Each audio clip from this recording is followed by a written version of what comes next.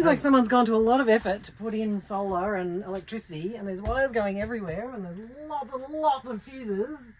And the last night, totally dead. No battery charge whatsoever. On paper, this solar system should work, but it just isn't. I'm going to need some help to work it out. So that does look like a working solar system on the roof, and I've got brand new batteries. All of those lovely appliances that I've got, can't operate them. There is one major component that is missing, so comment below if you know what that is already. So before I run out and buy more panels and more batteries, I realised something. I think most people are approaching solar backwards. In this video, I'm not fixing the problem, I'm working out what the problem is. I'm working out what I've got, what's missing, and how I go forward, and what I should have asked before I got to this point in the first place. Do you want to come along and help? So working out what we've got.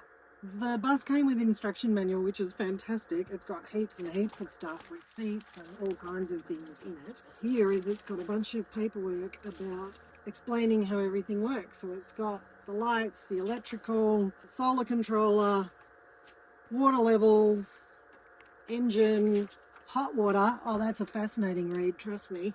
A bunch of it doesn't seem to work. So I think it's just been updated over time, and now who knows what's going on. I do love this one in particular. This meter indicates the battery status, solar voltage, solar amperage. All these systems usually require no maintenance and are self-contained and trouble-free. And somebody's written, ha, BS, constantly error light lit. Which is actually one of the things that I've experienced. The solar, it says, 250 watt solar panels on the bus roof feed a charge controller, which is set to divide the charge between two banks of batteries. That'd be the bus batteries and the leisure batteries. The bus batteries run the actual bus, start the engine, all that sort of stuff. The leisure batteries are the ones that run the power and the lights and all those other bits and pieces. My leisure batteries are brand new, as evidenced by this receipt that they were put in just before I bought it, and they are two 100 amp hour AGM batteries. So that sounds like a lot, doesn't it? And I ran them flat over the course of a couple of days, thinking that the solar panels should have kept them charged, but not understanding how my system works. So there's a whole lot of investigation to be going on with, and this is where my theory comes in about people are looking at it backwards. So I'm curious, if you guys have done solar before, can you guys let me know? How did you approach it? What hot tips have you got for me? All right, let's have a little change of scenery while I explain to you why I think some people are actually looking at solar backwards and what I mean by that. We'll go for a walk around the farm that I'm staying on at the moment, and you can see the baby chickens that were born a few days ago.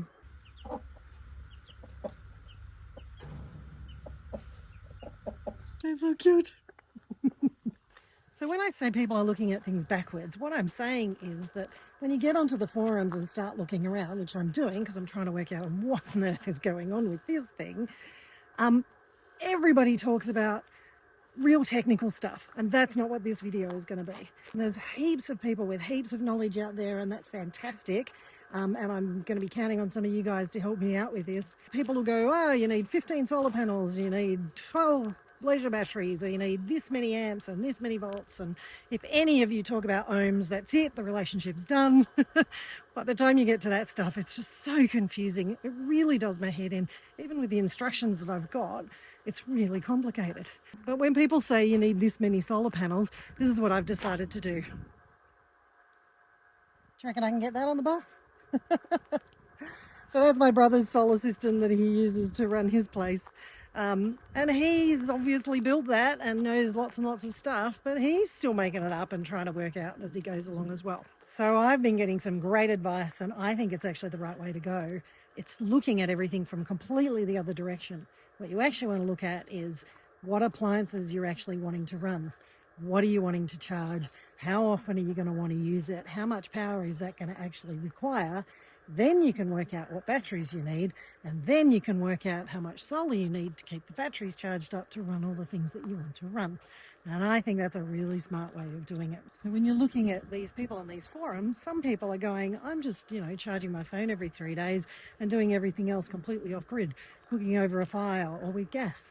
Other people are going, I want to run a whole induction cooker and a microwave. And in my case, I'm trying to run a still Do you know anyone else who's running a still out of their bus?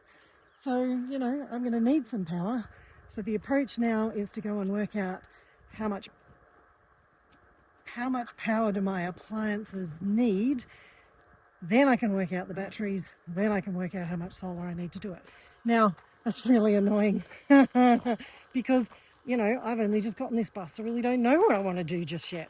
So actually trying to identify the need is quite difficult. I actually think it's the right way to go. So let's go work that out. So let me try and give you what I hope will be a simple example of what I'm talking about. Let's have a look at the fridge. Now, what I know about the fridge from the instructions is that it's actually wired directly to the leisure batteries. So there's no inverter, there's no anything else. It's as long as those batteries have got charge in them, the fridge will work. And that's actually great because you can't inadvertently turn it off. But what I don't know is how much power does the fridge draw from those batteries, because it's running power from those batteries 24/7. So what I need to find out is how much power it draws. So my brother measured it for me. It's basically 2 amps, 1.98, 1.99. And that's currently? And that is currently. So here's the important bit. That 2 amps doesn't really sound like very much, but when you consider that the fridge is running 24/7, then that's going to use 48, 50 amps a day. And I've only got 200 amp hour batteries. So how much space does that really leave for me to be able to run the other things that I want to do? Charge my phone, charge my computer, run a microwave or something. So that's kind of when it clicked. It's not about the number of solar panels you've got, although that's obviously a component. It's actually about what appliance you want to use and how much power they use, and then getting your batteries to keep up with that, which is where the solar panels come in. You need to start at the usage end instead of the rooftop end. So really what you want to do is then go and look at all of your appliances and try and work out how much all of them use. And this could be where I really come unstuck. So I have to work out what appliances I want. If this was your bus or in your van, what appliances do you want? What can you live with and what can you live without? Is this too indulgent? But then it gets much more complicated, because just to give you this example, this is my charger for my phone and my computer. It's a fancy fast one, but this uses 140 watts. Watts, not amps. So then you've got to do a calculation to work out the difference between watts and amps. And this is why when you start to talk to people on the forums, that everybody really complicates everything, and it made my head hurt. So before I run around and buy a ton more solar or some other batteries, what I'm going to do is actually sit down and work out what do I really want to do in this bus and what's the stuff that I'm actually going to need to run. If you guys have a van or a bus and you guys have approached this before, can you send me some messages and let me know how you approached it and any recommendations you've got for me. In the next video, I'll tell you what I've worked out and we'll go from there.